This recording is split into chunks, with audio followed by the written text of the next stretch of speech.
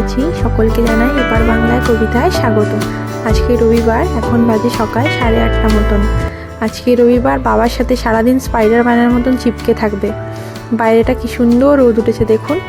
ওর বাবা গেছে ছেলেকে নিয়ে একটু বাইরে ঘোরাতে, ততক্ষণ আমি ছেলের খাবারটা রেডি করে নিই। ছেলেকে আজকে একটু ভাবছি মাখানা খাওয়াবো, একটু বাদাম দিয়ে রোস্ট করে নেব, দিয়ে গরম দুধে একটু হালকা আর ঘি আর একটু চিনি দিয়ে ভালো করে পেস্ট করে নিয়ে ব্যাস এই যে তৈরি হয়ে গেছে ছেলের খাবার। ছেলেকে খাইয়েই বসিয়ে দেব আমার সকালের ব্রেকফাস্ট। কাল রাতে ডাল আর চাল ভিজিয়ে রেখেছিলাম, সকালে একটু নুন আর খাবার সোডা দিয়ে ভালোভাবে ফেটিয়ে নিয়ে রেখে দিয়েছিলাম কিছুক্ষণ। আজকে ভেবেছি একটু ইডলি তৈরি করব। যাই হোক, ঘরের ইডলির একটা স্বাদই তো আলাদা বলুন। আর তৈরি করব সাথে সেই সাদা চাটনিটা। ইডলিটা বসিয়ে দিয়েছি সেদ্ধ হতে, মিনিট 15 মতন লাগবে। এই যে হয়ে গেছে। আর সাদা চাটনিটা আমি তৈরি করে নিয়েছিলাম, রেসিপিটা তো আপনাদেরকে সেদিনকার শেয়ার করেইছিলাম। রসুন, কাঁচা লঙ্কা, তেঁতুল দিয়ে ডাল আর বাদামটাকে ভালোভাবে মিক্সিতে পিষিয়ে নিয়ে কাঁচা লঙ্কা বা শুকনো লঙ্কা, কারিয়া পাতা আর একটু কালো সর্ষে দিয়ে ফোড়ন দিয়ে ব্যাস এই যে রেডি হয়ে গেছে আমার ইডলি।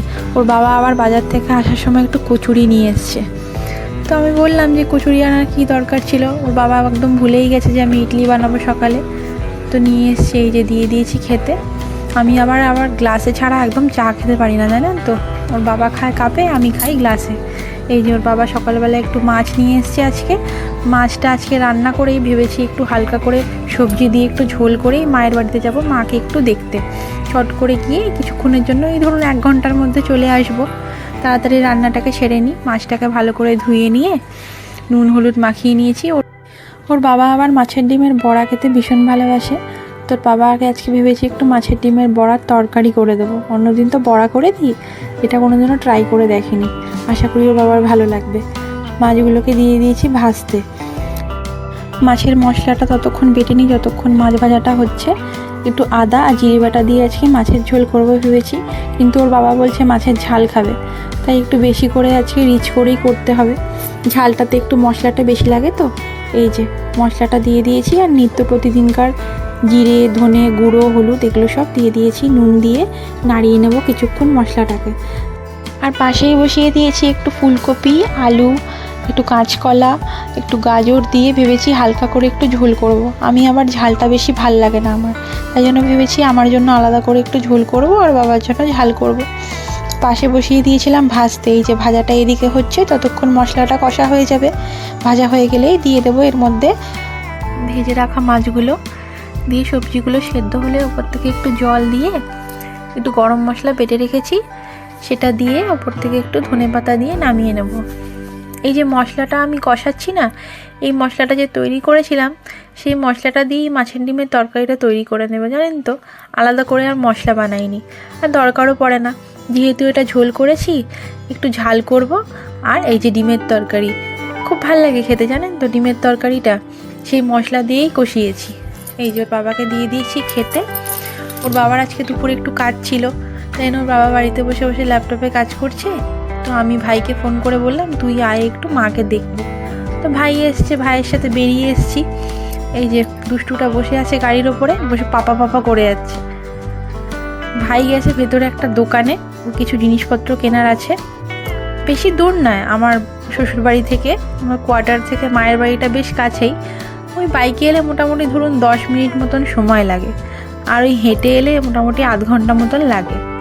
আমি যদি মাকে 2 দিন না দেখতে পাই না, বুকের ভেতরটা ছ্যাঁত করে ওঠে, মনে হয় যেন নিঃশ্বাস নিতে কষ্ট হচ্ছে।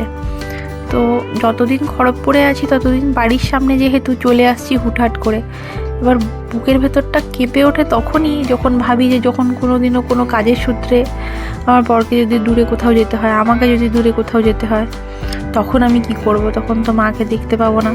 বাড়ির সামনে আছে বলে হুটহাট করে চলে আসছি, মাকে দেখে নিচ্ছি। সেই সব মেয়েদের কথা ভাবলে খুব কষ্ট হয়, জানেন তো, যারা দূরে থাকে বাবা মাকে ছেড়ে। যাই হোক, এই যে এসে না এসে বসে পড়েছে নিজের প্লে স্টেশন নিয়ে। ওর আর কোনো নেশা নেই, জানেন তো। অফিস থেকে বাড়ি, বাড়ি থেকে অফিস, আর বাড়িতে এলেই সারাক্ষণেই প্লে স্টেশন নিয়ে বসে থাকে। ছেলেটা একটু ঘুমিয়ে পড়েছে, যাবো একটু ছাদে। মায়ের বাড়িতে এসে আবার ছাদে না গেলে হয় বলুন? এত সুন্দর একটা দৃশ্য, সামনে দিয়ে ও বাবা দেখুন চলে এসছে। আমি ভাবছি ঘুমাচ্ছে, মটকা মেরে পড়ে আছে জানেন তো। সামনে দিয়ে গিরি ময়দান দিয়ে ট্রেন যাচ্ছে, খুব সুন্দর লাগে দৃশ্যটা দেখতে। এই যে উপরে এক ঝাঁক পাখির দল উড়ে যাচ্ছে, এত ভালো লাগে না এই জায়গাটা। আস্তে আস্তে হাওয়া দিচ্ছে, আর একদম হচ্ছে রোদটা উঠেছে, রোদটাতে একদম তেজ নেই জানেন তো। শীতের যে রোদটা হয় গায়ে লাগছে রোদটা, এত ভালো লাগছে না। যে মা আবার নাতির জন্য একটু খিচুড়ি বানিয়েছে। আমি বললাম তুমি কেন বানিয়েছো? বলে আমার নাতি আমার বাড়ি থেকে কি না খেয়ে যাবে? আমি বাড়িতে খাবার বানিয়ে এসেছি জানেন, তোকে খাইয়েও এনেছি, নাছোড় বান্দা, কিছুতেই ছাড়বে না। আবার রান্না করেছে আমাদের জন্য।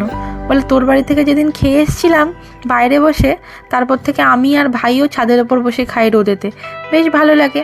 তো ভাইয়ের যেদিন ছুটি থাকে মা আর ভাই ছাদেই বসে খায়। তো বললাম আমার ভালো লাগে, রোদটা গায়ে লাগে, রোদে বসে বসে খাই। তো বললাম বেশ ভালোই করেছো।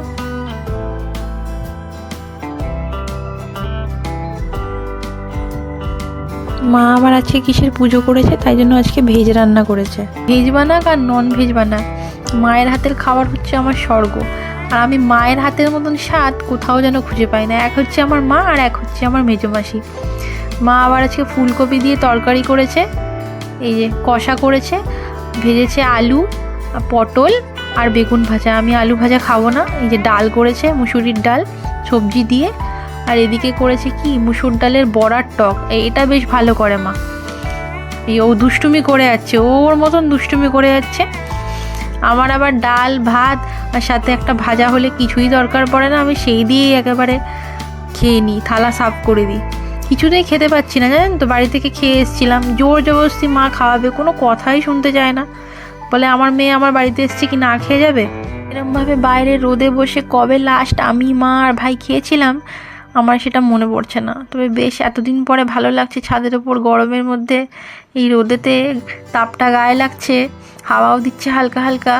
মা রান্না করেছে, সবাই মিলে বসে খাচ্ছি, বেশ ভালো লাগছে দেখতে জানেন তো। এই দেখুন দুষ্টুমি করছে ও, এসে এসে মা সেই মুসুরির ডালের বড়া ভেজে রেখেছে, ওগুলোকে এক একটা করে ছুঁড়ে ফেলে দিচ্ছে জানেন তো। এত দুষ্টুমি করে না, ওকে নিয়ে কোথাও গেলে চোখ ছড়াতে পারি না আমি 1 মিনিটের জন্য। এই যে বড়ার টকটা মা দারুণ করে। তবে আমি আর আজকে খেতে পাচ্ছি না, একবারে পেট একেবারে জাম হয়ে রয়েছে জানেন তো। মা জোর জবরদস্তি খাওয়াবে, শুনেই না কোনো কথা। যতদিন সুযোগ পাচ্ছি খেয়ে নিই, যদি কখনো দূরে যাই তখন তো আর পাবো না মায়ের হাতের খাবারটা রোজ রোজ। যাই হোক, প্রত্যেকটা মেয়েকেই তো বিধির বিধানটা মেনে চলতে হবে বলুন, এটা তো নিয়ম। ও দুষ্টুমি করেই যাচ্ছে। মায়ের এই বাড়িতে একটা জিনিস যেটা সবথেকে বেশি সুবিধার হয়েছে, সেটা ওপরে যে ওয়াশরুমটা তৈরি করা হয়েছে সেটা শুধুমাত্র মা কাপড় কাচার জন্যই ব্যবহার করে। ওপরেই ওয়াশিং মেশিনের সমস্ত বোর্ড সুইচ তৈরি করে দিয়েছে, মা ওপরেই কাপড় কেচে ওপরে ছাদে মেলে দেয়। তো এই জিনিসটা মায়ের পক্ষে খুব সুবিধা হয়েছে, ওঠানামা করতে একদমই হয় না। খাওয়া দাওয়া সেরে বাবাকে ফোন করেছিলাম নিতে আসার জন্য। তোর বাবা বললো তুমি থাকো ওখানে, আমি সন্ধ্যাবেলা গিয়ে নিয়ে আসবো। ছেলেটা তো একদমই কাজ করতে দেবে না, ওর বাবার অফিসের কাজ ছিল কিছু। তো ফেরার পথে ওর বাবা বললো চলো এক বন্ধুর বাড়িতে যাব দেখা করতে। তো ওনার বন্ধুরা পাড়াতেই থাকতো, ছোটো থেকেই একসাথে ছিল। তো এখন ওনারা বাড়ি বাড়িয়ে অন্য জায়গায় শিফট হয়েছে। ওনাদের বাড়িতে উনি, ওনার মা আর এক ছেলে থাকেন। ওনার স্ত্রী গত হয়েছেন প্রায়, বাচ্চাটা যখন ছোট ছিল তখনই ওনার স্ত্রী এক্সপায়ার করেছে। শুনলে খুব খারাপ লাগে, ছেলেটা যদিও এখনও অনেক বড় হয়েছে। তো ফেরার পথে সকালবেলা ভদ্রমহিলা পাড়া থেকে এক এসে নিমন্ত্রণ করে গেছিলো। এই সামনেই বাড়ির সামনে একটা শ্রী শ্রী হনুমানজির মন্দির আছে, ওখানে দীপজ্যোতি উৎসব হবে। এই যে প্রদীপ জ্বালানো হয়, প্রায় দিনই হয় এই উৎসবটা। তো পাড়ার প্রত্যেকটা লোক এসে মন্দিরটার সামনে প্রদীপ জ্বালিয়ে যায়, প্রদীপ সাজানো হয় আলপনা দিয়ে। প্রত্যেকটা মানুষ এসে মন্দিরে একটা একটা করে প্রদীপ জ্বালিয়ে যায়। তো আমরাও গেছিলাম ফেরার পথে। ওর বাবাকে বললাম তুমি সামনের দিকে প্রদীপ জ্বালাও। ওর বাবা আবার মন্দিরের পেছন দিকে গিয়ে প্রদীপ জ্বালাচ্ছে। ঠাকুরের সামনের দিকে তো প্রদীপ জ্বালায়, বলুন কি বলি। বলার পরে ওর বাবা আবার এই যে পেছন দিকে আবার হাওয়াটা দিচ্ছে আর প্রদীপটা আবার নিভে যাচ্ছে। তো বলার পরে ওর বাবা আবার সামনের দিকে গিয়ে প্রদীপ জ্বালালো। এক ভদ্রমহিলা আবার হাতে তেল নিয়ে বসে আছেন, কোনো প্রদীপ হাওয়া দিয়ে নিভে গেলে টুক করে গিয়ে একটু করে তেল দিয়ে আবার সেটিকে জ্বালিয়ে দিচ্ছে। বেশ ভালো লাগছে না দেখতে মন্দিরটা। তো ফেরার পথে আবার একটু প্রসাদও দিয়েছিল হাতে, ছোলা গুড় কী সব দিয়ে মেখেছিল, বেশ লাড্ডুটা প্রসাদটা দিয়েছিল। এই যে খুব সুন্দর লাগছে দেখতে জানেন তো। এই যে ওই ভদ্রমহিলা তেল নিয়ে বসে আছে দেখুন। বাড়ি ফিরে চলে এসেছি, ঘরে ঢুকে না ঢুকে বাবার সাথে শুরু করে দিয়েছে, যে মাথার উপরে উঠে ঢ্যাংড়া নাচন নাচতে থাকে। ততক্ষণ বাবা আর ছেলে ব্যস্ত আছে, যাই আমি গিয়ে খাবারটা গরম করে নিই। রাতে বেশি কিছু মেনু করিনি, পরোটা একটু কাবলি চানার তরকারি করেছি, এই হবে আমার রাতের মেনু।